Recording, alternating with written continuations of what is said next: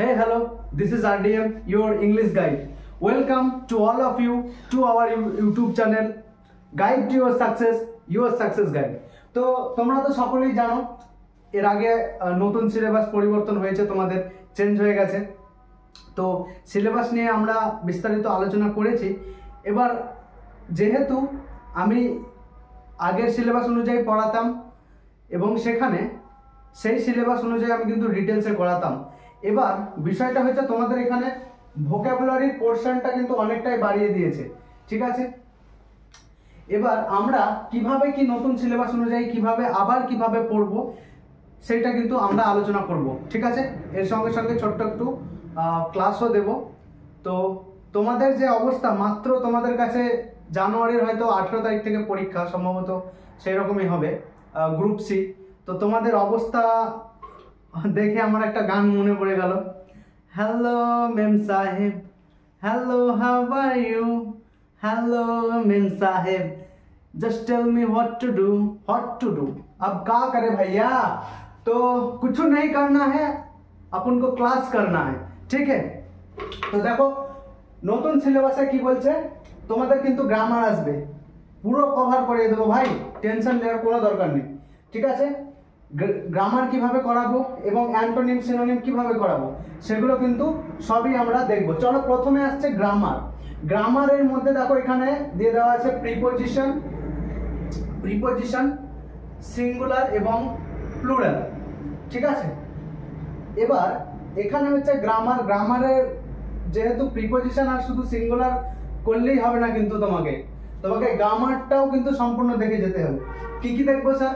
গ্রামারের মধ্যে তোমাকে দেখে যেতে হবে প্রথমে টেন্স, ঠিক আছে। তারপরে তোমাকে দেখে যেতে হবে পার্ট অফ স্পিচ হলো। আর কি দেখে যাব? সাবজেক্ট ভার্ব এগ্রিমেন্ট, ঠিক আছে। সাবজেক্ট ভার্ব এগ্রিমেন্ট এর সঙ্গে সঙ্গে তোমাদেরকে ভয়েস চেঞ্জ এবং ন্যারেশন চেঞ্জও কিন্তু দেখে যেতে হবে স্যার, ঠিক আছে। কি কি বললাম? গ্রামারের মধ্যে tense, part of speech, subject verb agreement এবং ভয়েস চেঞ্জ এবং ন্যারেশন চেঞ্জ, বুঝতে পেরেছো? তার সঙ্গে সঙ্গে প্রিপজিশনও তো গ্রামারের মধ্যে পড়ে, প্রিপজিশন এবং সিঙ্গুলার প্লুরাল, ঠিক আছে। এখন তো তোমরা কম্পিটিশন লাইনের এক্সামের প্রিপারেশন করছো তোমরা, এবার তো তোমাকে এই সিঙ্গুলার প্লুরাল দেবে না যে ক্যাট, বাসের সঙ্গে ইয়েস যোগ করে দাও, বাসেস, এরকম ভাবে দেবে না, ঠিক আছে। তোমাকে দেবে বলো এজেন্ডার সিঙ্গুলার, এজেন্ট কোনো একটা দেওয়া থাকলো, হয়তো এজেন্ডা কিন্তু প্লুরাল, ঠিক আছে, আর এজেন্ডাম হচ্ছে সিঙ্গুলার, এইভাবে দেওয়া থাকবে, ঠিক আছে, বুঝতে পেরেছো? তারপরে এবার দেখো এই ধরনের গুলো থাকবে। তারপরে যেমন ডাটাম থাকবে, ঠিক আছে, ডেটাম থাকবে, এই সবগুলো। সিনোনিম অ্যান্টোনিম তোমাদের থাকবে, ঠিক আছে। সিনোনিম অ্যান্টোনিমও কিন্তু ভোকাবুলারির পার্ট। তাহলে ভোকাবুলারিতে দেখো কি কি আসছে এবার, সিনোনিম এবং অ্যান্টোনিম, ঠিক আছে। তারপরে দেখো এখানে আবার আলাদা করে লেখা আছে ভোকাবুলারি, ঠিক আছে। আশা করি দেখতে পাচ্ছ এখানে ভোকাবুলারির মধ্যে দেখো কি কি। এবার দেখো ভোকাবুলারির মধ্যে আমাদেরকে কি কি পড়তে হবে স্যার? ইডিয়মস এবং ফ্রেজেস পড়তে হবে, ঠিক আছে। তারপরে কি পড়তে হবে? ওয়ান ওয়ার্ড সাবস্টিটিউশন পড়তে হবে। তারপরে দেখো রুট ওয়ার্ডস আমাদেরকে জানতে হবে আর আমাদেরকে হোমোনিমস জানতে হবে। সবগুলোই কিন্তু তুমি এই your success guide YouTube channel থেকে কিন্তু সবটাই তোমরা পেয়ে যাবে, ঠিক আছে। তারপরে দেখো এখানে স্পেলিং চেক, ঠিক আছে। তোমাদেরকে 4টে অপশন দেবে, বলবে যে হয়তো কোনটা তোমার সঠিক স্পেলিং আছে সেটা লেখো, বা এদের মধ্যে কোনটা ভুল স্পেলিং আছে সেটা লেখো। তারপরে আসছে সেন্টেন্স স্ট্রাকচারের সম্পর্কে কিন্তু তোমাদেরকে ধারণা থাকতে হবে, ঠিক আছে, বুঝতে পেরেছো? তো চলো তাহলে, যেহেতু তোমাদের এটা আমি প্রথমে কিভাবে ক্লাসটা দেব তোমরা ঠিকঠাক ভাবে বুঝে নাও। প্রথমে আমরা এই নতুন সিলেবাসে যা দিয়েছে স্যার, যেমন তোমাদের এই গ্রামারের পোর্শন, প্রিপজিশন, সিঙ্গুলার প্লুরাল, এই যে এইগুলো দিয়েছে মেন টপিকগুলো, আমি কিন্তু সেই মেন টপিকগুলো প্রত্যেকটা করিয়ে দেবো, ঠিক আছে। প্রিপজিশন, সিঙ্গুলার প্লুরাল আমরা শুরু করব প্রথমে প্রিপজিশন দিয়ে, ঠিক আছে। তারপরে সিঙ্গুলার প্লুরাল করব, তারপরে সিনোনিম অ্যান্টোনিম করব, তারপরে ভোকাবুলারি, স্পেলিং চেক এবং সেন্টেন্স স্ট্রাকচার, এই সমস্ত কিছুগুলো কিন্তু করব। আর এই গ্রামারের জন্য আমি দেখবে আগের সিলেবাস অনুযায়ী করাচ্ছিলাম, ঠিক আছে, দেখবে পার্ট অফ স্পিচ আমি শুরু করেছিলাম, সেখানে সম্ভবত নাউনের আমি 6টা পার্ট দিয়েছি। ঠিক আছে, এবার সেইগুলো কিন্তু তোমাকে পুরোটাই করতে হবে এবং সেই সিরিজটাও কিন্তু আমি চালু রাখবো। ঠিক আছে, আমি তোমাদের নতুন সিলেবাস অনুযায়ী ক্লাস করাবো, আর গ্রামারের জন্য আগে যেভাবে ডিটেলসে ক্লাস করাতাম সেইভাবে কিন্তু ক্লাস করাবো। তোমাদেরকে কিন্তু দুটোকেই সামঞ্জস্য রেখে কিন্তু তোমাদেরকে চালাতে হবে। Is that clear to everyone? তাহলে আমি মিটিয়ে দিচ্ছি এবং আমাদের আজকে প্রথম যে চ্যাপ্টারটা শুরু করবো সেটা হচ্ছে প্রিপোজিশন। কারণ যেহেতু এখানে তোমাদেরকে স্পেসিফিক ভাবে বলে দেওয়া আছে প্রিপোজিশন এখানে পড়বে, সেজন্য প্রথমেই সবচেয়ে মোস্ট ইম্পর্টেন্ট টপিক হয়ে যাবে তোমাদের এই প্রিপোজিশন। তাই আমরা প্রথম থেকে কিন্তু প্রিপোজিশনের ক্লাসটা আজকে দেবো। এর পরের দিন যেটা দেবো সেটা তোমাদের দেবো হচ্ছে grammar. Okay, is that clear to everyone? তো চলো এটা আমি মিটিয়ে দিই। তো চলো আমাদের প্রথম চ্যাপ্টার প্রিপোজিশন সম্পর্কে আলোচনা করা যাক। ঠিক আছে, প্রিপোজিশন দেখো এর নামের মধ্যেই কিন্তু এর ডেফিনেশন, এর মানেটা কিন্তু লুকানো আছে। যেমন প্রিপোজিশন, আমরা জানি প্রি শব্দটির অর্থ কি? এই প্রি শব্দটির অর্থ হয় আগে। প্রি শব্দটির অর্থ কি হয় স্যার? আগে হয়। বুঝতে পেরেছো? আর এই পজিশন শব্দটির অর্থ কি? পজিশন শব্দটির অর্থ হলো গিয়ে অবস্থান। কি স্যার? অবস্থান। তাহলে কি হলো? আগে অবস্থান। এবার বিষয়টা হচ্ছে প্রিপোজিশন কি? প্রিপোজিশন হলো এমন একটা শব্দ যে নাউন বা প্রোনাউনের অথবা জিরান্ডের আগে বসে অন্য একটা শব্দকে রিলেট করবে, মানে তাদের মধ্যে অন্য একটা শব্দের সঙ্গে নাউন বা প্রোনাউনের সংযোগ ঘটাবে, তাদের মধ্যে সম্পর্ক স্থাপন করবে। ঠিক আছে, তাদের মধ্যে সম্পর্ক স্থাপন করবে। বুঝতে পেরেছো? চলো তাহলে একটা সুন্দর ডেফিনেশন দেওয়া যাক। কি লিখবো স্যার? আশা করি এতদূর পর্যন্ত আসছে। দেখো, আ প্রিপোজিশন,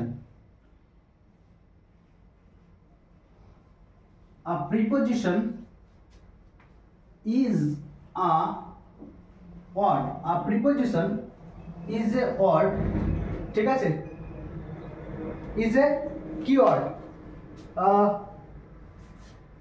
relational word. ঠিক আছে, preposition is a keyword sir, relational word.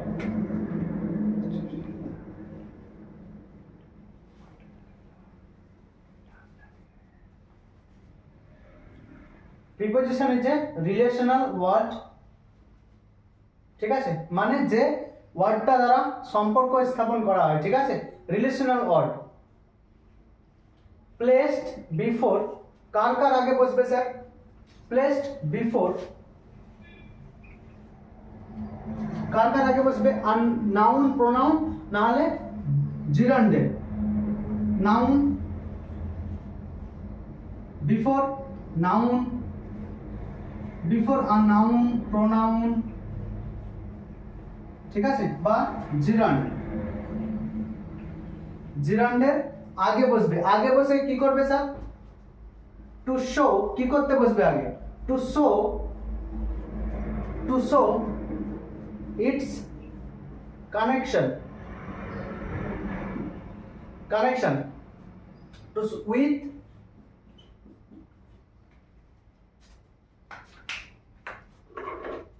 sorry guys, with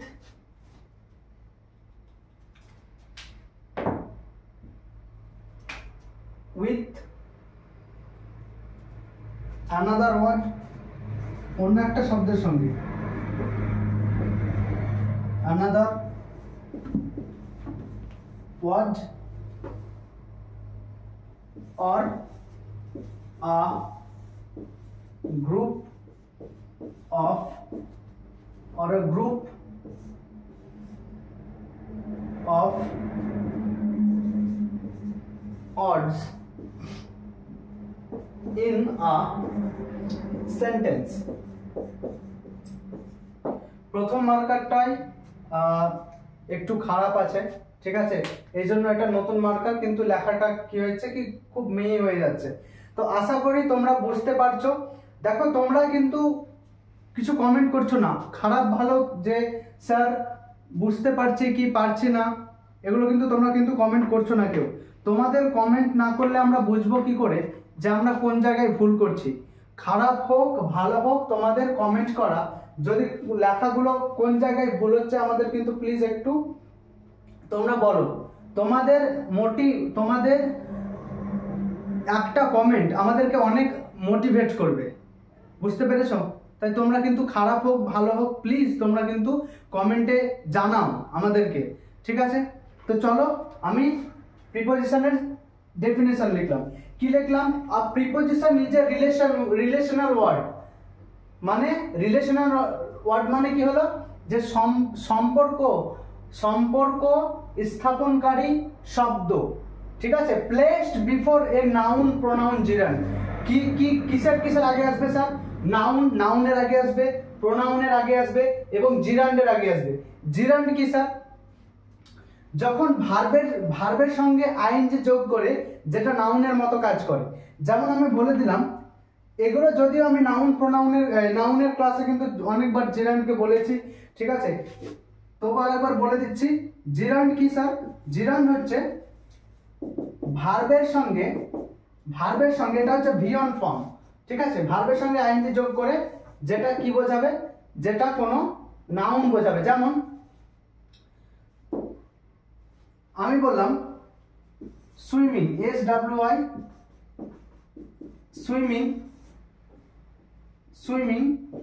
is good for health, ঠিক আছে? Swimming is good for health. তাহলে এখানে কি ভালো? সুইমিং ভালো। এখানে দেখো এটা নাউনের মধ্যে পড়ছে, ঠিক আছে?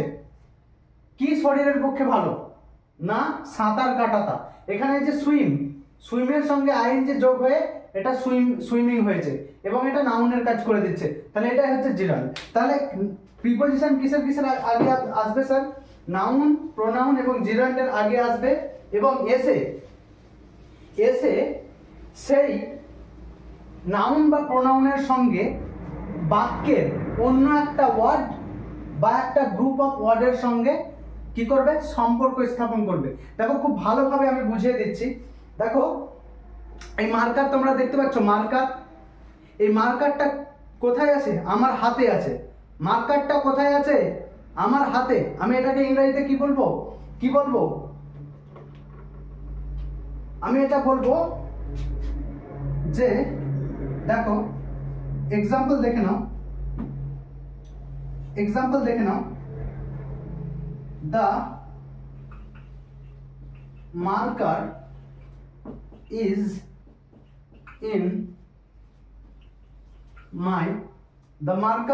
in my hand। বুঝতে পারছো? the marker is in my hand, অর্থাৎ এই মার্কারটা কোথায় আছে? আমার হাতে আছে। তাহলে দেখো এখানে আমি কি শব্দ পেলাম স্যার? এখানে একটা শব্দ পেলাম হচ্ছে মার্কার, এখানে একটা শব্দ পেলাম আমি হ্যান্ড। কি বললাম? এখানে আমি একটা শব্দ পেলাম মার্কার আর এখানে আমি একটা শব্দ পেলাম হ্যান্ড। তাহলে দেখো হ্যান্ডটা এখানে কি স্যার? হ্যান্ডটা এখানে হচ্ছে নাউন। হ্যান্ডটা কি? হ্যান্ডটা হচ্ছে নাউন, ঠিক আছে? এখানে মার্কারটা কি? মার্কারটা হচ্ছে একটা নাউন। আর এই যে মধ্যখানে হচ্ছে মস্তান, সম্পর্ক স্থাপন করে, ঠিক আছে? হচ্ছে দালাল, ভাই দালাল, এই সম্পর্ক স্থাপন করে দালাল। বুঝতে পেরেছ? দালাল মানে ঘটকও বলা যেতে পারে আর কি, ঠিক আছে? তো the marker is in my hand. তাহলে এখানে দেখো আমি কি বলেছি? প্রিপোজিশন নাউন বা প্রোনাউনের আগে আসবে। দেখো নাউনের আগে এসেছে তো প্রোনাউন, এই প্রিপোজিশন, এটা নাউন, এর আগে কি এসেছে? প্রিপোজিশন এসেছে। ইন হচ্ছে একটা প্রিপোজিশন, আমরা ছোট থেকেই পড়ে এসেছি। তাহলে ইন এখানে প্রিপোজিশন কার আগে বসেছে স্যার? নাউনের আগে বসেছে। নাউনের আগে বসেছে না বসেনি? এটা নাউনের আগে বসেছে এবং নাউনের আগে বসে অন্য বাক্যের অন্য একটা শব্দ, এটা একটা কি? এটা হচ্ছে অন্য একটা শব্দ, অন্য একটা শব্দের সঙ্গে সম্পর্ক স্থাপন করছে। কে স্থাপন করছে? ইন। বুঝতে পারছো?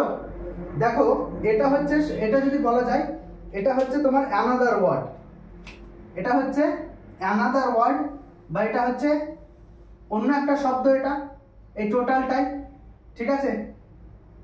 এটা একটা ফ্রেজ, দ্য মার্কার একটা কি ফ্রেজ, বা এটাকে আমরা টোটালটা বলতে পারি এটা হচ্ছে সাবজেক্ট। এখানে এটা হলো এখানে সাবজেক্ট, এটা হচ্ছে কি, এটা হচ্ছে গ্রুপ অফ ওয়ার্ডস বলতে পারো, যেহেতু দা আলাদা মার্কার আলাদা, তাহলে এটাকে আমরা বলতে পারি গ্রুপ অফ ওয়ার্ডস, ঠিক আছে?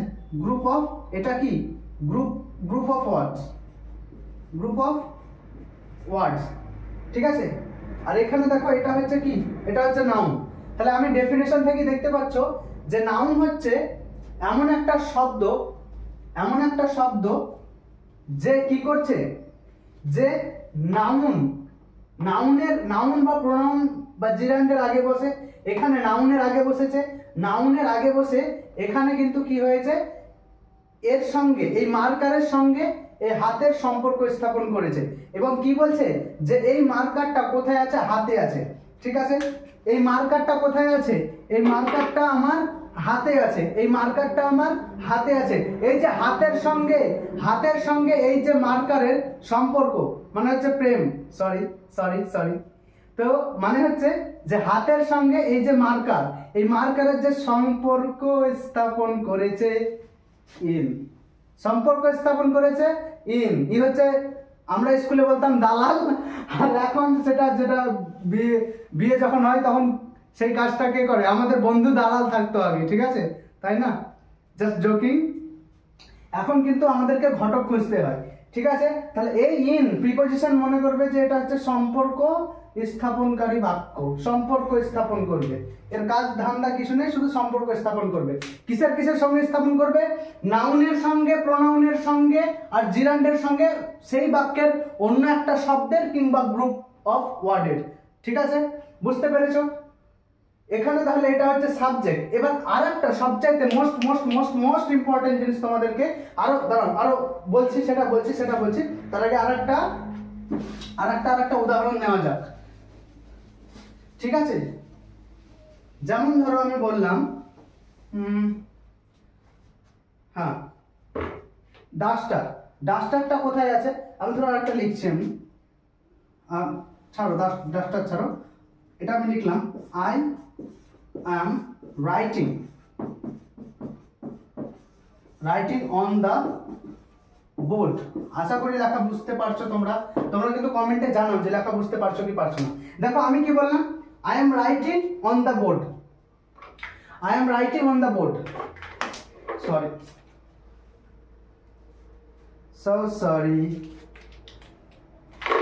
দেখো I am writing on the board, আমি কোথায় লিখছি? বোর্ডে লিখছি।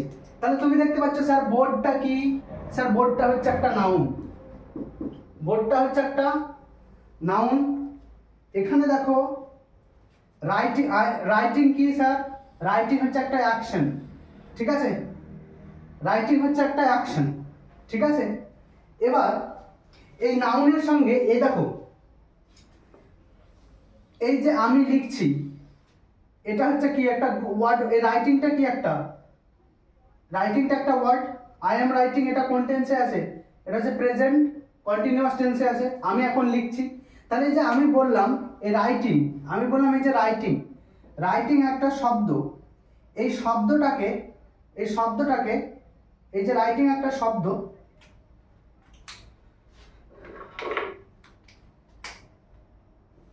এই রাইটিং একটা শব্দ, এর সঙ্গে এটা একটা নাউন, এটা একটা শব্দ, আর এদের সঙ্গে সম্পর্ক কে স্থাপন করেছে স্যার? সম্পর্ক স্থাপন করেছে অনটা কি? অনটা হচ্ছে প্রিপজিশন, ঠিক আছে? অনটা হচ্ছে প্রিপজিশন, আর এটা হচ্ছে কি একটা অ্যানাদার ওয়ার্ড, অন্য একটা শব্দ, another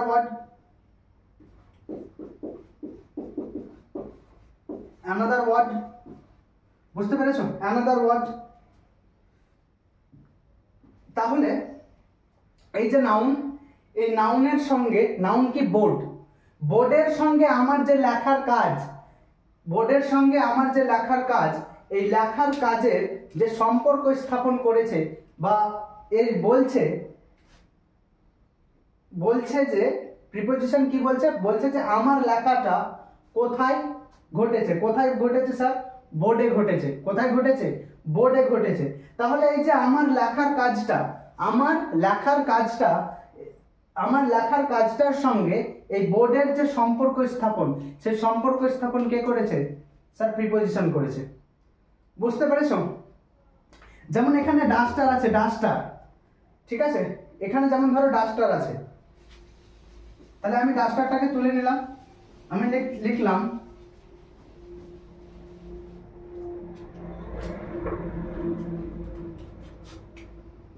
the duster is on the table, on the table, ঠিক আছে, the duster is on the table, ডাস্টারটা কোথায় আছে, on the table আছে, ঠিক আছে, টেবিলের উপরে আছে। তাহলে এখানে the duster কি হলো, একটা শব্দ হলো, এখানে ইনি সাবজেক্টের কাজ করছে, তাহলে the duster কোথায় আছে, টেবিলে আছে। তাহলে এই যে ডাস্টারের সঙ্গে টেবিলের যে প্রেমের সম্পর্ক, ডাস্টারের সঙ্গে টেবিলের যে সম্পর্ক, সেই সম্পর্কটা স্থাপন কে করেছে, সেই স্থাপনটা করেছে অন। অন কি বলছে, যে ডাস্টারটা টেবিলের উপরে আছে, তাহলে টেবিলের সঙ্গে ডাস্টারের সম্পর্ক স্থাপন করেছে। তাহলে এই যে সম্পর্ক স্থাপন করে এই মহাশয়ের নামই হচ্ছে প্রিপোজিশন। এবার সব ক্ষেত্রেই দেখছি, যেমন আমি বললাম, আর একটা সেন্টেন্স দেখে নাও, সি লুকস অ্যাট মি, সে আমার দিকে তাকালো, ঠিক আছে, চোখে চোখে, যাই হোক, সরি আর গান করবো না। তো দেখো সি লুকস অ্যাট মি, তাহলে এখানে এই যে she looks at me, at me, at me, সে আমার দিকে তাকালো, তার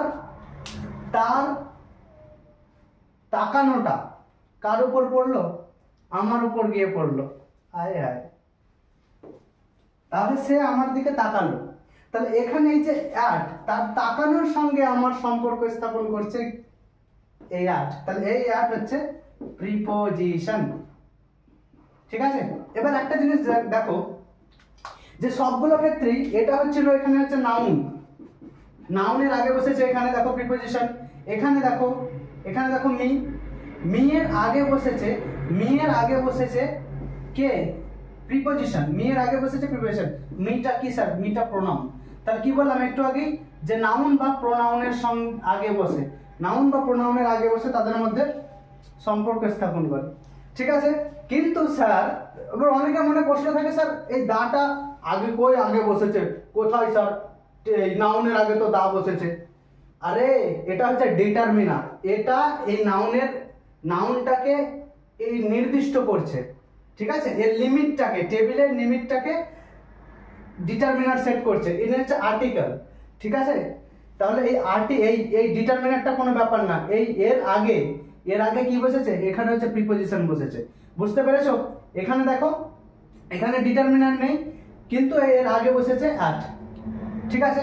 ডিটারমিনার এটা একটা পুরোটা একটা দা টেবিল টি, বাংলাতে কি বলি, টেবিল টি, ঠিক আছে, একসঙ্গে বাংলাতে যখন বলি একসঙ্গে বলি। তাহলে এই ডিটারমিনার এই নাউনেরই একটা পার্ট, যেটা নাউনকে কি করে, নির্দিষ্ট করে, ঠিক আছে, বা নাউনের লিমিটটাকে সেট করে, ঠিক আছে। তাহলে এটা দি হচ্ছে আর্টিকেল এবং ডিটারমিনারও বলা যায়। এখানে দেখো ডিটারমিনার নেই, তাহলে এটা হচ্ছে প্রোনাউনের আগে বসেছে। স্যার তাহলে প্রোনাউনের আগে বসেছে বা না, তাহলে কি সব সময় কি প্রোনাউন বা নাউনেরই আগে বসবে বা জিরান্ডেরই আগে বসবে, পরে কি কখনো বসতে পারে না? চলো একটা উদাহরণ দিয়ে জিনিসটাকে বোঝানো যাচ্ছে। এটা কি শুধুমাত্র, আশা করি নোট করে নেবে তোমরা, এটা কি শুধুমাত্র যে নাউনের আগেই বসবে স্যার? চলো দেখা যাক। আমি বললাম, একটা সেন্টেন্স লিখলাম আমি, what are you looking at, what are you looking at, क्या देख रहा है तू, কি দেখছিস, বলে না, যখন আমরা আমাদের ওর দিকে তাকাই তখন কি বলে, হয়তো তোমাকে যদি কেউ পছন্দ না করে, এই কি দেখছিস বলে না, এটা হচ্ছে what are you looking at, কি দেখছো। তো এই দেখো এখানে কিন্তু অ্যাট কি স্যার, প্রিপজিশন। তাহলে প্রিপজিশনের আগে কি কোনো নাউন বসেছে স্যার? কোনো নাউন বসেনি, কোনো জিরান্ড বসেনি, কোনো প্রোনাউনও বসেনি, ঠিক আছে, কোনো প্রোনাউনও বসেনি, ঠিক আছে। তাহলে শুধুমাত্র যে প্রোনাউন, নাউন বা জিরান্ডের আগেই প্রিপজিশন বসবে এমনটা কোনো কথা নেই, ঠিক আছে। আর একটা মজার বিষয় বলি, দেখো এখানে একটা জিনিস সবসময় মাথায় রাখবে, এটা হলো এক ধরনের। আর আমি আর একটা জিনিস বলছি, দেখো এখানে আমি একটা লিখলাম, যেমন লিখলাম, ধরো ওটাই লিখছি, the book is on the table. বুকটা কোথায় আছে? টেবিলের আছে। এখানে দেখো দ্য টেবিলটা কিন্তু এখানে কি হয়েছে স্যার? নাউন। দ্য টেবিল এখানে হচ্ছে নাউন। তাহলে এখানে হচ্ছে নাউনের আগে বসেছে প্রিপজিশন, অনটা এখানে প্রিপজিশন, এখানে হচ্ছে অ্যাটটা এখানে প্রিপজিশন। এবার দেখো এই যে প্রিপজিশনের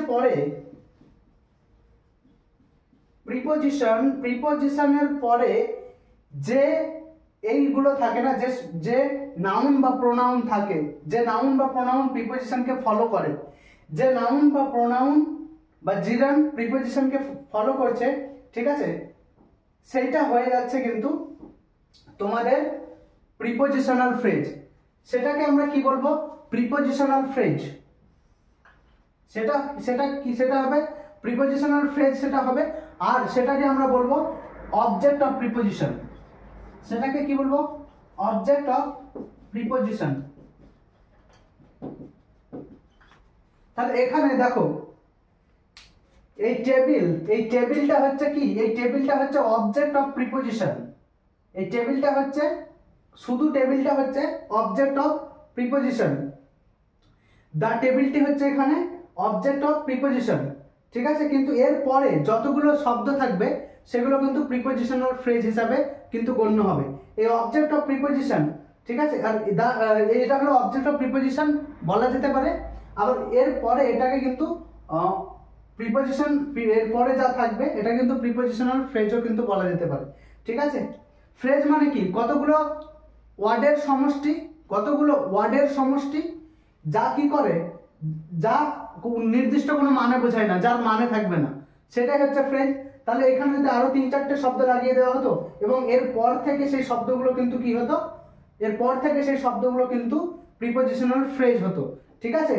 এখানে দেখো শুধু টেবিল, এখানে হচ্ছে অবজেক্ট অফ প্রিপজিশন, এটা মাথায় রাখবে। এবার এখানে দেখো স্যার, এখানে কি তাহলে এই অ্যাটের অবজেক্ট নেই? অ্যাটের কি অবজেক্ট নেই? আছে। তুমি কি দেখছো? What are you looking at. তাহলে এই যে অ্যাটের এখানে অবজেক্ট কি হবে স্যার? এই হোয়াটটা। কি বললাম? অ্যাটের অবজেক্টটা কি হবে? এই হোয়াট। বুঝতে পেরেছো? এবার আমরা জানবো যে প্রিপজিশন, স্যার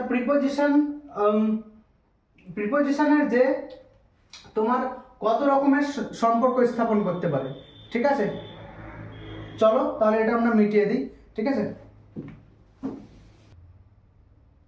তো চলো এবার আমরা দেখব যে এই প্রিপজিশনগুলো কিভাবে সম্পর্ক স্থাপন করে, ঠিক আছে, মানে এই সম্পর্কগুলো কিভাবে আমরা ডেসক্রাইব করতে পারি, ঠিক আছে। এখানে দেখো আমি লিখেছি প্লেস, কি কোনো জায়গাকে বোঝাতে পারে, ঠিক আছে। দেখো the book is on the table, তাহলে এখানে দেখতে পাচ্ছ বইটা কোথায় আছে? On the table. তাহলে এখানে জায়গা বোঝাচ্ছে, প্লেসে বোঝাচ্ছে, সম্পর্ক বইটার সঙ্গে কোথায় আছে? টেবিলে আছে। তাহলে বইয়ের সঙ্গে টেবিলের সম্পর্ক কে স্থাপন করছে? বইয়ের সঙ্গে টেবিলের সম্পর্ক স্থাপন করছে কিন্তু হচ্ছে এই ওয়ান হচ্ছে প্রিপজিশন, ঠিক আছে। তাহলে এখানে বুক হচ্ছে কি? বুক হচ্ছে এখানে সাবজেক্ট বলা যেতে পারে, বুক হচ্ছে এখানে সাবজেক্ট। তাহলে এই বুকের সঙ্গে সম্পর্ক স্থাপন করছে কে? এই টেবিল, ঠিক আছে। বইটা কোথায় আছে? টেবিলে আছে। এবং কি রকম সম্পর্ক? জায়গাকে বলছে, ঠিক আছে, জায়গার সম্পর্ক, ঠিক আছে। তাহলে এখানে দেখো আমি আরেকটা জিনিস বলেছিলাম যে এই প্রিপজিশনের পরে যে ওয়ার্ড থাকে সেইটা কি হয়, সেইটা প্রিপজিশনের হয় অবজেক্ট। এটা তাহলে কি হবে, দ্য টেবিলটা হয়ে যাবে object of preposition, object of preposition, object of preposition. ঠিক আছে, এবার আর কি বলেছিলাম আমি, প্রিপজিশনাল ফ্রেজ। এটা একটু জেনে নাও যে দেখো প্রিপজিশনের পরে যে শব্দ আসে, যে নাউন প্রোনাউন বা জিরান্ড আছে, সেটা হয় অবজেক্ট অফ প্রিপজিশন। সেটা কি হয়, অবজেক্ট অফ প্রিপজিশন, প্রিপজিশনের অবজেক্ট, বা সেটা সেন্টেন্সেরও অবজেক্ট বলা যেতে পারে। ঠিক আছে, দেখো এখানে সেন্টেন্সের সে কি বললাম, এটা প্রিপজিশন, অবজেক্ট অফ প্রিপজিশনও বলা যেতে পারে। অবজেক্ট অফ প্রিপজিশন কোনটাকে, প্রিপজিশনের পরে যে ওয়ার্ডটা থাকবে, যে নাউন প্রোনাউন বা জিরান্ড থাকবে। এখানে দেখো আর একটা জিনিস বলেছিলাম যে প্রিপজিশনাল ফ্রেজ। তুমি যদি এই প্রিপজিশন সহ, এটা হচ্ছে কি প্রিপজিশন, এই প্রিপজিশনের সঙ্গে যদি তুমি প্রিপজিশনকে ধরেও যদি তুমি টেবিলটাকে ধরে নাও, প্রিপজিশন সহ এই টেবিলটাকে যদি তুমি ধরে নাও, তাহলে এটাও কি, এটা হয়ে যাবে তোমার প্রিপজিশনাল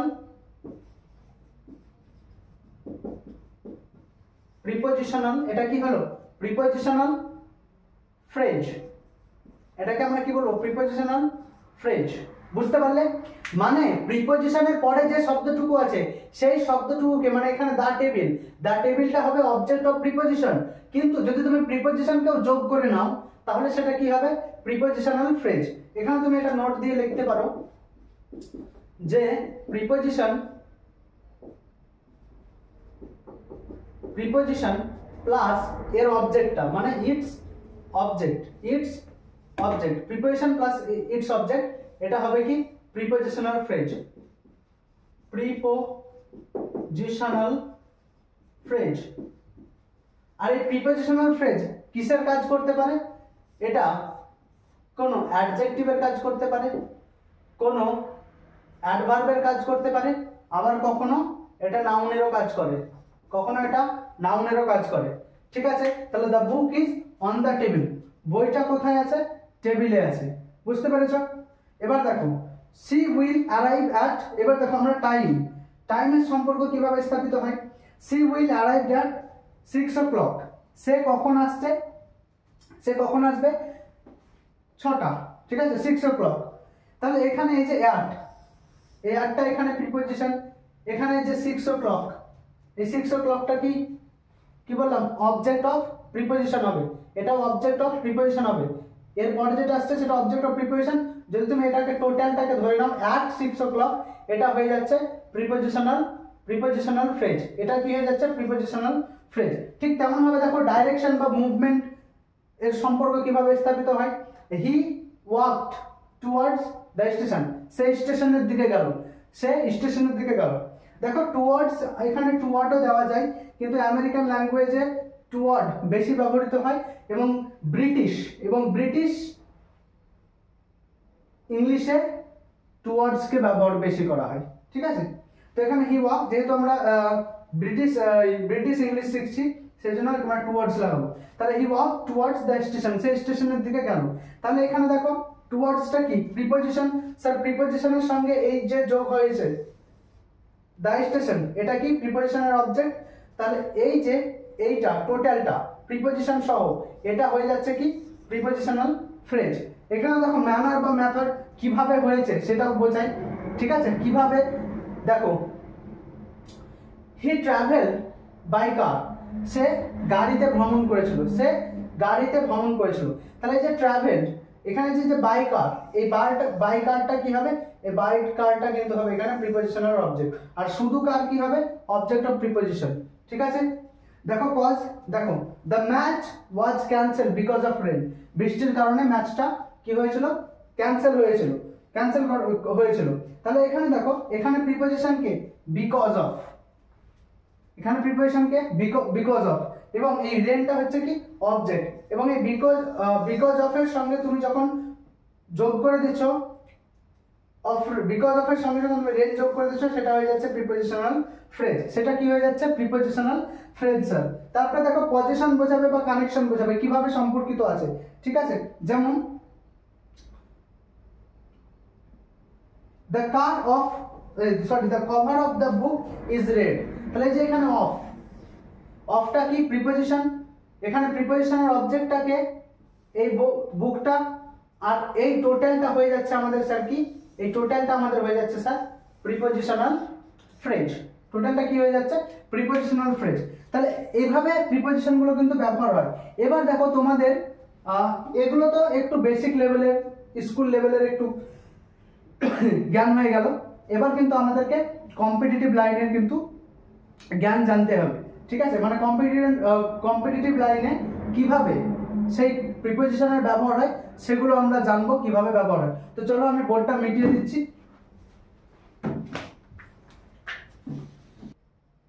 তো চলো এবার আমরা জেনে নেই যে কম্পিটিটিভ লাইনে কিভাবে প্রিপোজিশনের ব্যবহার হয়, বা মানে কিরকম ভাবে তোমাদের কোশ্চেনগুলো কিন্তু আসবে, ঠিক আছে? প্রথমে যে জিনিসটা কেসটা হয় সেটা হচ্ছে তোমাদের 1 নাম্বার হচ্ছে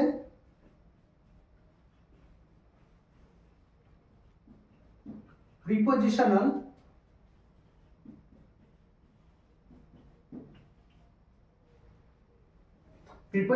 কলোকেশন বা ফিক্সড প্রিপোজিশন বলে এটাকে।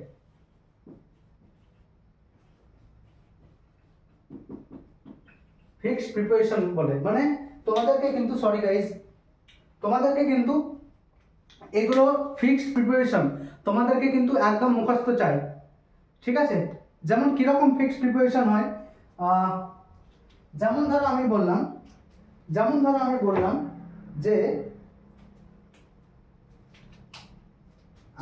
যে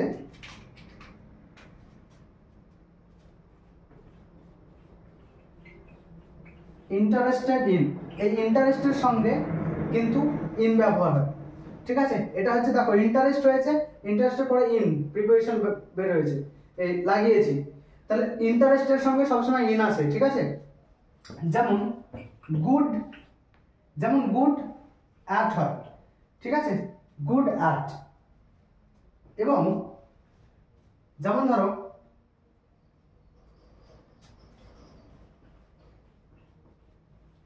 ডিপেন্ড অন হয়, ঠিক আছে? ডিপেন্ড অন, এইসবগুলো কিন্তু তোমাদেরকে জানতে হবে। ইন্টারেস্টের সঙ্গে ইন আসে, গুডের সঙ্গে অ্যাট আসে, এবং ডিপেন্ডের সঙ্গে অন আসে। আমি এগুলোর কিন্তু প্রত্যেকটা শিট আমাদের টেলিগ্রাম চ্যানেল বা হোয়াটসঅ্যাপ গ্রুপে কিন্তু তোমরা জয়েন হয়ে যেতে পারো, আমি কিন্তু প্রোভাইড করে দেবো, বুঝতে পেরেছো? আচ্ছা, এবার কিভাবে জয়েন হবে? দেখবে ডেসক্রিপশনে যাবে, এই ভিডিও ডেসক্রিপশনে গেলে তোমরা ঠিক লিঙ্কগুলো কিন্তু পেয়ে যাবে, ঠিক আছে? তাহলে এবার দেখো গুড এর সঙ্গে অ্যাড হয়, আবার গুড এর সঙ্গে কিন্তু ইন হয়, ঠিক আছে? যখন কোনো, যেমন বললাম he is good at music বললাম আমি, ঠিক আছে? তাহলে মিউজিক একটা কি? আর্ট। কিন্তু আমি যখন বলবো, যখন সম্পূর্ণ বলবো, ঠিক আছে? আমি যেমন যদি শুধু he is good at music না বলে আমি যদি আর্ট বলি তখন কিন্তু ইন হয়ে যাবে। যদি সমগ্রকে বোঝানো হয় তখন কিন্তু ইন হয়ে যাবে। জিনিসটা কিরকম স্যার? আমি বললাম he is good at English, ঠিক আছে? কোন একটা সাবজেক্ট বোঝাচ্ছে, কিন্তু দেখো he is good in studies, ঠিক আছে? He is good at English, he is good in studies, ঠিক আছে? তাহলে এখানে কিন্তু তোমার দেখো ইংলিশ মানে হচ্ছে কোনো একটা সাবজেক্ট, সে ইংরেজিতে ভালো, কিন্তু আমি যদি বলি সে পড়াশোনাতে ভালো, তখন কিন্তু গুড ইন করব, তখন কিন্তু কি করব? গুড ইন করব। আশা করি বুঝতে পেরেছো। এবার আরেকটা জিনিসের উপর তোমাদের, তাহলে এই ফিক্সড প্রিপারেশন গুলো কিন্তু তোমাদেরকে শিখতে হবে, আমি শিটগুলো সব প্রোভাইড করে দেবো। যেমন ডিপেন্ডের পরে অন আসে, ইন্টারেস্টের পরে ইন আসে, ঠিক আছে? দ্বিতীয় নম্বর যেটা আসছে সেটা হচ্ছে তোমাদের phrasal verb. Phrasal verb, phrasal ভার্বে কিন্তু স্যার তোমাদেরকে কোশ্চেন দিতে পারে এবং ফ্রেজাল ভার্ব থেকে কোশ্চেন আসেই, বুঝতে পেরেছো? আমি কিন্তু আমার মনে আসছে না যে 2017 সালে কি এসেছিল কোশ্চেনটা, আমি কিন্তু করিয়ে দিয়েছি, ঠিক আছে? প্রথম ক্লাস আমি কিন্তু তোমাদেরকে প্রিভিয়াস ইয়ার কোশ্চেন করিয়ে দিয়েছিলাম, সেখানে আমার মনে পড়ছে না, আপাতত তোমরা কমেন্টে জানাও। তো ফ্রেজাল ভার্ব, ফ্রেজাল ভার্বের মধ্যে যেমন ধরো গিভ আপ, গিভ আপ মানে কি ত্যাগ করা হয়।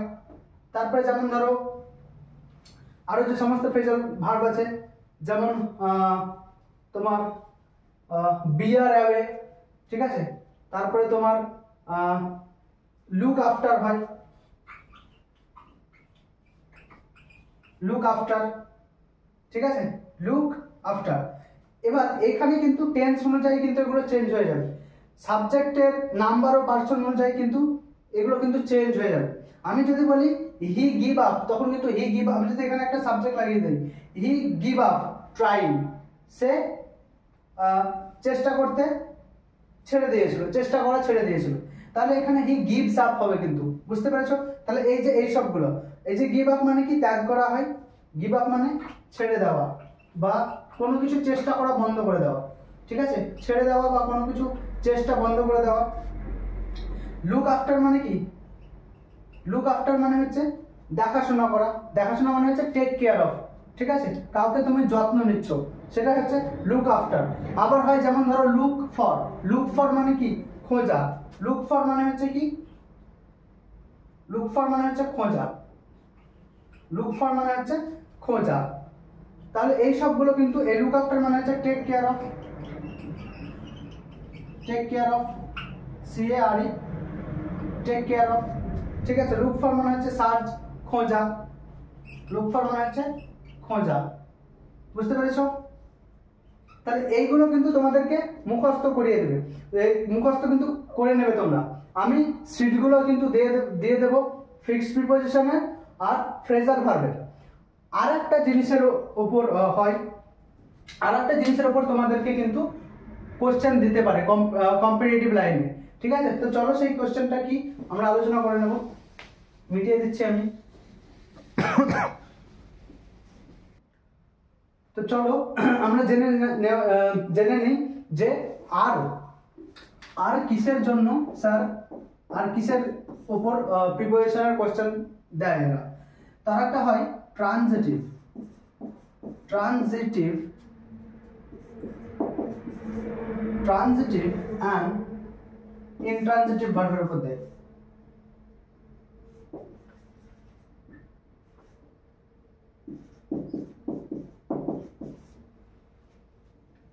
ট্রানজিটিভ এবং ইনট্রানজিটিভ।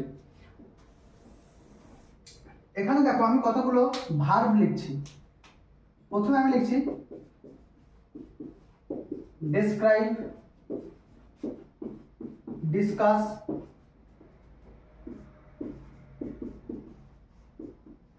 অ্যাটাক,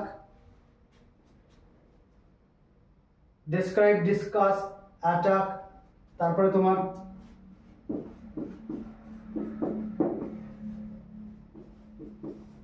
ইনভেস্টিগেট, তারপরে তোমার এই ইত্যাদি ভার্বগুলি, এই কিছু কিছু ভার্ব আছে, এগুলি কিন্তু তোমাদের কিন্তু অবজেক্ট নেয় না, এরা কিন্তু কি নেয়, সরি, এগুলো হচ্ছে কি ট্রানজিটিভ ভার্ব। আমি বলে দেই এটসেট্রা, দিস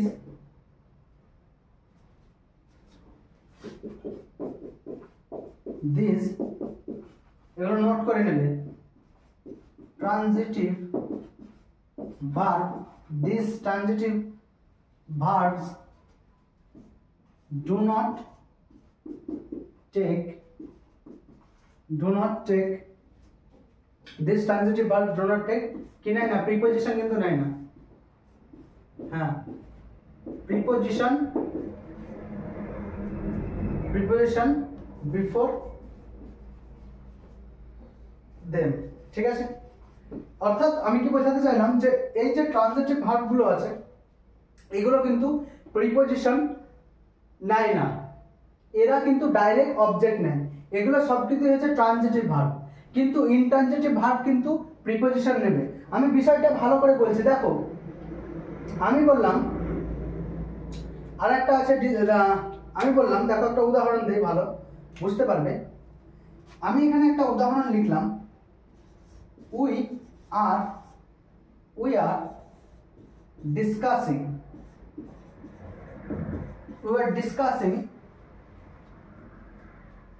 we are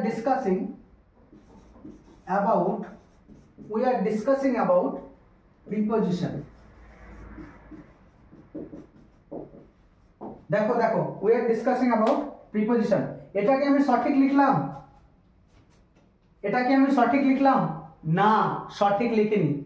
কারণ কি, ডেসক্রাইব, ডিসকাস, অ্যাটাক, ইনভেস্টিগেট, এই ভার্বগুলো কি, এই ভার্বগুলো হচ্ছে তোমার ট্রানজিটিভ ভার্ব, এবং ট্রানজিটিভ ভার্ব কিন্তু প্রিপজিশন নেয় না।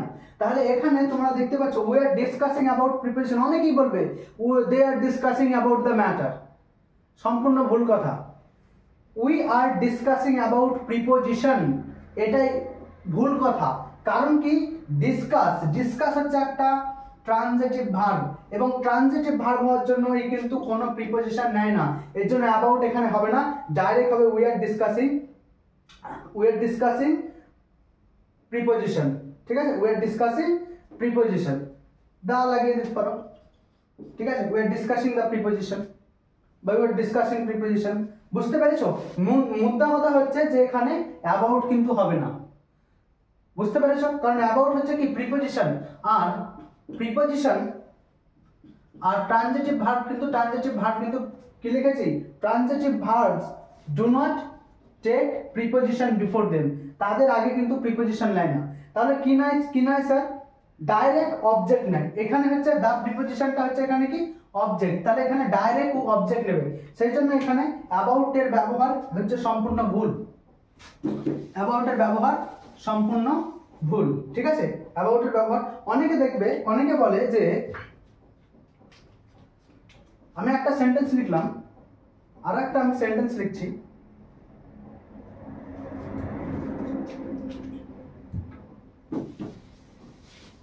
এটা মিটিয়ে দিই, আর একটা আমি সেন্টেন্স লিখছি, দেখো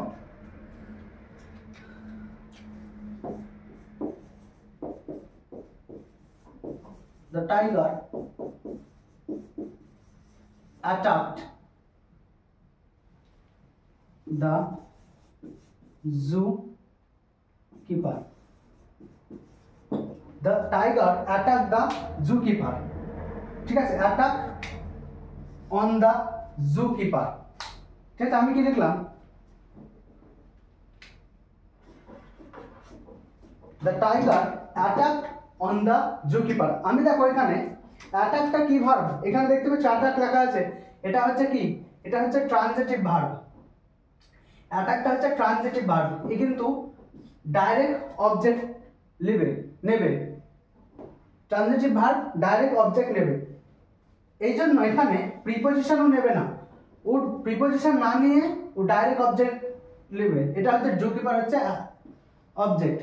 বাঘটা কাকে অ্যাটাক করলো, জুকিপারকে, মানে যে জুকিপার মানে কি, কারা, যারা চিড়িয়াখানা যে সমস্ত লোক থাকে, যারা মানে পশুদের নিয়ম মতো খাবার দেয়, ঠিক আছে, তাদেরকে আমরা জুকিপার বলবো। তাহলে টাইগার অ্যাটাক অন দ্য জুকিপার হবে না, অনেকেই বলে অন, অ্যাটাকের সঙ্গে অন লাগায়, এটা কিন্তু ভুল, দ্য টাইগার অ্যাটাক দ্য জুকিপার হবে ডাইরেক্ট। ঠিক আছে, এটা তো গেল ট্রানজিটিভ ভার্ব। তাহলে ট্রানজিটিভ ভার্বটা কি জেনে নাও। আমি কি বললাম যে ট্রানজিটিভ ভার্ব কিন্তু ডাইরেক্ট অবজেক্ট, ট্রানজিটিভ ভার্ব কিন্তু এটা এখানে কিন্তু ডাইরেক্ট অবজেক্ট নেবে, ঠিক আছে, ট্রানজিটিভ ভার্ব ডাইরেক্ট অবজেক্ট নেবে, প্রিপজিশন নেবে না, প্রিপজিশন কিন্তু নেবে না, এটা মাথায় রাখবে ট্রানজিটিভ ভার্ব। বুঝতে পেরেছো? তাহলে যারা ডাইরেক্ট অবজেক্ট নেয় তারাই হচ্ছে কি ট্রানজিটিভ ভার্ব। এবার ইনট্রানজিটিভ ভার্ব কি, ইনট্রানজিটিভ ভার্ব এরা কিন্তু স্বয়ং সম্পূর্ণ ভার্ব, মানে এদের ভার্বের মধ্যেই কিন্তু সেন্টেন্সের পুরো মানে হয়। আমি এখানে যদি বলি দ্য টাইগার অ্যাটাক, বাঘটা আক্রমণ করলো, ভাই কাদের উপর আক্রমণ করলো সেটা তো বলতে হবে। কিন্তু ট্রানজিটিভ ভার্বে এমনটা নয়, কিন্তু ট্রানজিটিভ ভার্ব কিন্তু তোমার এখানে অবজেক্ট নেয় না। ট্রানজিটিভ ভার্ব কি নেয়? ট্রানজিটিভ ভার্ব কিন্তু মানে ডাইরেক্ট অবজেক্ট নেয় না। ট্রানজিটিভ ভার্ব ডাইরেক্ট অবজেক্ট নেয় না। ট্রানজিটিভ ভার্ব কি নেয় sir? Transitive verb direct object নেয়, প্রিপোজিশন নেয় না। ইনট্রানজিটিভ ভার্ব ডাইরেক্ট অবজেক্ট নেবে না। ইনট্রানজিটিভ ভার্ব ডাইরেক্ট অবজেক্ট নেবে না, ঠিক আছে? ইনট্রানজিটিভ ভার্ব কি নেবে? প্রিপোজিশন নেবে, প্রিপোজিশন নেবে। আমি বললাম ইনট্রানজিটিভ ভার্বের একটা ছোট্ট করে আমি একটু উদাহরণ দিয়ে দিই। আমি এখন এত ভালো করে বলছি না, কারণ হচ্ছে ভার্ব যখন আমি পড়াবো তখন তোমাদেরকে সম্পূর্ণ কিন্তু ট্রানজিটিভ ভার্ব, ইনট্রানজিটিভ ভার্ব সবকিছু কিন্তু তোমরা বিস্তারিত আলোচনা আমার কাছ থেকে পাবে, ঠিক আছে? এর জন্য যেহেতু প্রিপোজিশনের টপিক, আমি এত আর মানে ভিডিওটা বড় করতে চাই না। তুমি শুধু এটুকু মাথায় রাখো, ডাইরেক্ট অবজেক্ট নেবে না হচ্ছে ইনট্রানজিটিভ ভার্ব, প্রিপোজিশন নেবে। আমি একটা উদাহরণ ছোট্ট করে দেই। The bird fly, the birds fly, ঠিক আছে?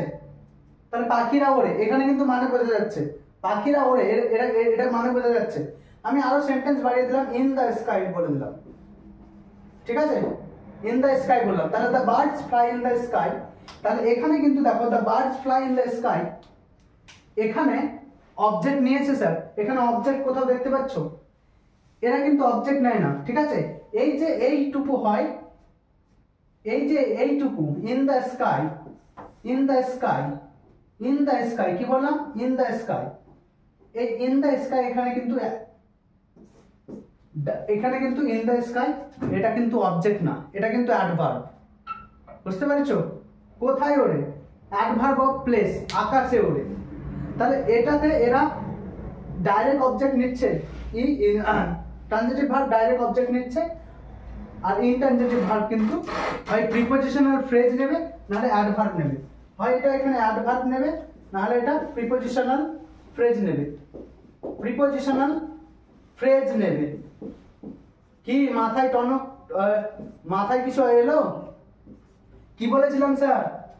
যে ইনের পরে কানেকশন করছে না, আকাশের সঙ্গে পাখিদের কানেকশন করছে।